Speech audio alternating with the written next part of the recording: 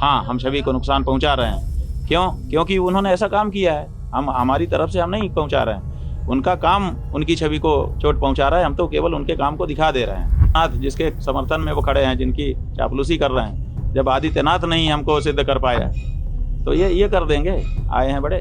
ये देश की तरुणाई की जीत है, हमारे बच्चों के पराक्रम की जीत है और हमारे सुप्रीम कोर्ट के जो चीफ जस्टिस हैं उनकी दूरदर्शिता है कि हमारे ऊपर तो सरकार का दबाव रहता है, हम सीधे तो कुछ कर नहीं सकते, तो उन्होंने ऐसा तरीका बनाया कि यूं घूम करके बात वहीं आ गई। गुगली जिसको कहते हैं ना कि ऐसे फेंको लगेगा किधर जा रहा है तो उधर चला जा, ऐसा बहुत सुंदर काम किया। बुद्धिमान, बहुत बड़े बुद्धिमान संतों महंतों के यहाँ जाकर के उनको बरगला रहे हैं और उनको डरा धमका रहे हैं कि हमारे साथ रहो, नहीं तो मटिया मेट कर दिया जाएगा। ये प्रोग्राम वहाँ पे चल रहा है। महाराज, इस प्रोटेस्ट के बाद एक चीज तो साफ हो गई कि छात्र एकत्र होकर जो जयंती है उन्होंने अपना मांग उठाई, मांग पूरा करा लिया। आप भी कई वर्षों से प्रयास कर रहे हैं गौ माता को राष्ट्रमाता का दर्जा के लिए, तो क्या लगता है कि अब आपको युवाओं को भी जोड़ना चाहिए? क्योंकि जिस तरीके से युवाओं ने मेहनत, ऐसा है कि युवा ही तो करेंगे जो कुछ करेंगे, बूढ़े और बच्चे क्या करेंगे। संपन्न हुई तो हमने सोचा कि आप लोगों के वार्ता के अनंतर ही यहाँ से हम निकले थे और अब आ गए हैं, तो एक बार आपसे बात हो जाए। दूसरे, उत्तर प्रदेश की सरकार जिस तरह से गौ माता की रक्षा लोग खड़े हो रहे हैं, उनके घरों में पुलिस लगा के उनको अरेस्ट कर रही है। सैकड़ों लोगों ने वीडियो और फोटो भेज करके हमको ये बताया है कि हमारे घर में पुलिस लग गई है। हमको कहा जा रहा है कि आप शंकराचार्य जी के आंदोलन के लिए घर से बाहर नहीं निकलेंगे।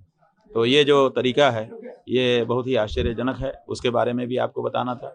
आज के अखबारों में एक विज्ञापन उत्तर प्रदेश की सरकार का छपा है कि उत्तर प्रदेश गौ रक्षा के मामले में मॉडल बन रहा है, तो उसके बारे में भी कुछ प्रश्न थे हमारे, हमने अपनी विज्ञप्ति में बताए हैं, तो वो भी पूछना था। और साथ ही साथ जो हमने आगे के कार्यक्रम घोषित किए हैं उसमें एक कार्यक्रम और जोड़ना था कि इनके जो 7,500 गौ आश्रय केंद्र हैं, जिनके बारे में अपने विज्ञापन में ये कह रहे हैं कि वहाँ बहुत सुंदर व्यवस्था की गई है और सब जगह CCTV लगाया गया है, तो हमने मांग की है कि सब जगह के 3-3, 4-4 महीने के CCTV हमको उपलब्ध कराए जाएं, ताकि हम देख सकें कि आपका ये विज्ञापन सही है कि झूठा है। और अगर आप ये CCTV उपलब्ध नहीं कराते हैं तो फिर हम टोलियां बना करके आपके गौ आश्रय केंद्रों में जाएंगे और देखेंगे कि क्या हो रहा है। कि प्रदेश में एक भी व्यक्ति नहीं है जो गाय को पशु कहता है।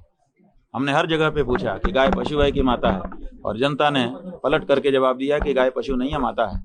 तो ऐसी परिस्थिति में जब पूरा प्रदेश गाय को माता कहता है तो उत्तर प्रदेश की सरकार गाय को पशु किस आधार पर कह रही है?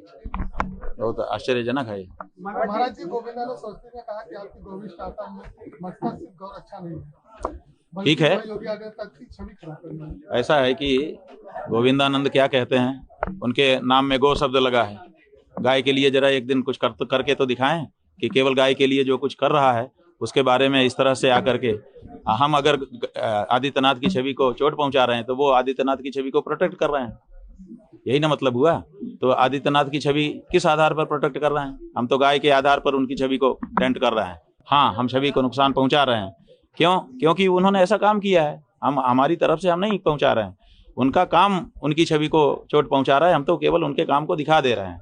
तो ऐसी परिस्थिति में गोविंदानंद, जिसके नाम में गोविंद शब्द लगा हो, गाय का शब्द लगा हो, वो व्यक्ति गाय के लिए न खड़ा होके गाय को सताने वाले और गाय को पशु मानने वाले के साथ खड़ा होता है।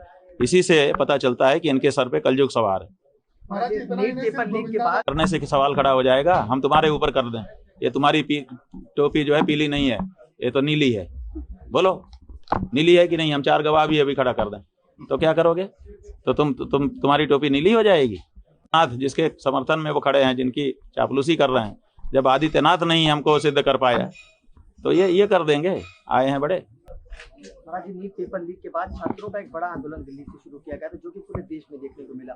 छात्रों की मांग थी धर्मेंद्र प्रधान जो शिक्षा मंत्री, उनका इस्तीफा उनका मिला भी। आप किस तरीके से देखते हैं? ये देश की तरुणाई की जीत है, हमारे बच्चों के पराक्रम की जीत है और हमारे सुप्रीम कोर्ट के जो चीफ जस्टिस हैं उनकी दूरदर्शिता है।